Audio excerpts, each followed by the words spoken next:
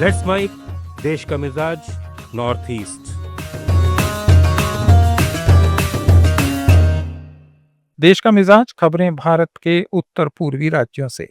मणिपुर की राजधानी इम्फाल में हजारों लोग सड़कों पर उतरे। Coordinating committee on Manipur integrity संस्था ने सेव मणिपुर रैली निकाली थी। रैली तिद्दिम ग्राउंड से थौ ग्राउंड तक करीब 5 किलोमीटर निकाली गई।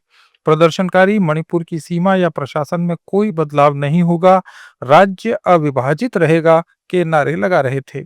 उन्होंने मांग की कि विस्थापित लोग अपने मूल घरों में वापस बसाए जाएं। ये रैली जातीय तनाव के बीच निकाली गई, जिसमें कुकी समुदाय के लोग अलग प्रशासनिक व्यवस्था की मांग कर रहे हैं।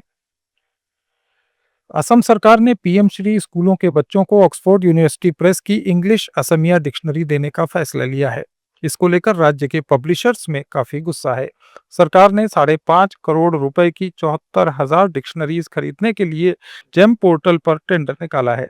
स्थानीय पब्लिशर्स का कहना है कि असम में इंग्लिश असमिया डिक्शनरी की लंबी परंपरा है और राज्य में अच्छी और सस्ती किताबें उपलब्ध हैं, लेकिन सरकार ने स्थानीय प्रकाशकों को मौका नहीं दिया। असम के दिमा हसाओ जिले के उमरांगसो में बड़ी विरोध रैली निकाली गई। ये लोग संविधान की 6ठी अनुसूची वाले इलाकों में आदिवासी जमीन और प्राकृतिक संसाधनों को प्राइवेट कंपनीज को देने के खिलाफ सड़कों पर उतरे। कांग्रेस, एपीएचएलसी और अन्य विपक्षी पार्टियों ने इस रैली का आयोजन किया। प्रदर्शनकारियों ने पुलिस स्टेशन पहुंचकर राज्यपाल के नाम ज्ञापन सौंपा। रैली में शामिल नेताओं ने चेतावनी दी कि अगर कंपनियां बिना रोक टोक घुसी तो आदिवासियों की पहचान, रोजगार और पुराने अधिकार खतरे में पड़ जाएंगे। उन्होंने आरोप लगाया कि मौजूदा स्वायत्त परिषद और राज्य सरकार कंपनियों को फायदा पहुंचा रही है और स्थानीय लोगों को नजरअंदाज कर रही है। असम के दिग्बोई के गोलाई इलाके में लोगों ने NH-38 को कई घंटों के लिए जाम कर दिया। लोगों का विरोध बोगापानी गोलाई दिग्बोई सड़क को चौड़ा और सुधारने के काम में देर लगने, धूल मिट्टी से प्रदूषण और सुरक्षा की समस्या को लेकर था। युवा नेता अमित दत्ता के नेतृत्व में ये विरोध हुआ। लोगों का कहना है कि national highways and infrastructure development corporation काम में लापरवाही बरत रहा है। उनकी ओर से बार बार शिकायत के बावजूद कोई ठोस कार्रवाई नहीं हुई है। अरुणाचल प्रदेश के होलोंगी में डोनी पोलो एयरपोर्ट को उड़ान स्कीम के तहत बेस्ट एयरपोर्ट चुना गया। एयरपोर्ट के अधिकारियों को हैदराबाद में हुए विंग्स इंडिया 2026 इवेंट में केंद्रीय मंत्री राम मोहन नायडू ने पुरस्कार प्रदान किया।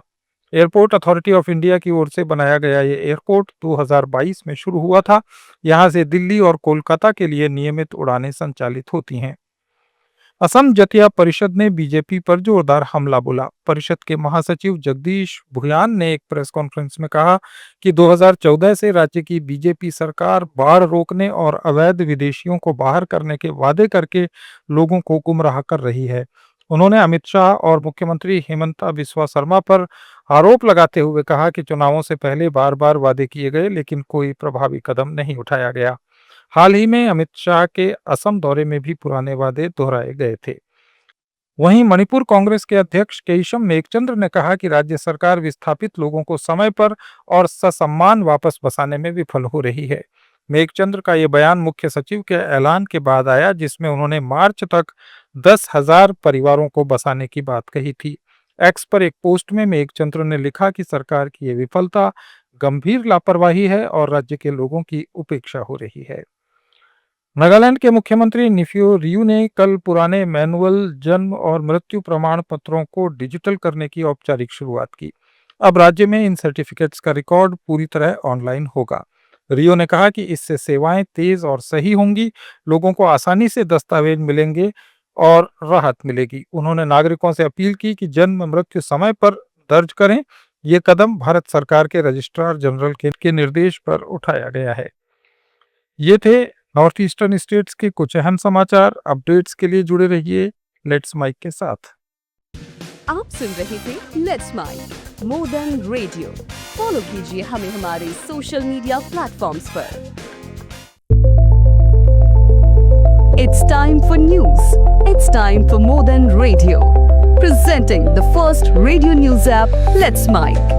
Let's Mic, a news-based app on your phone where you get to watch and listen news, talk shows, interviews, radio show podcasts.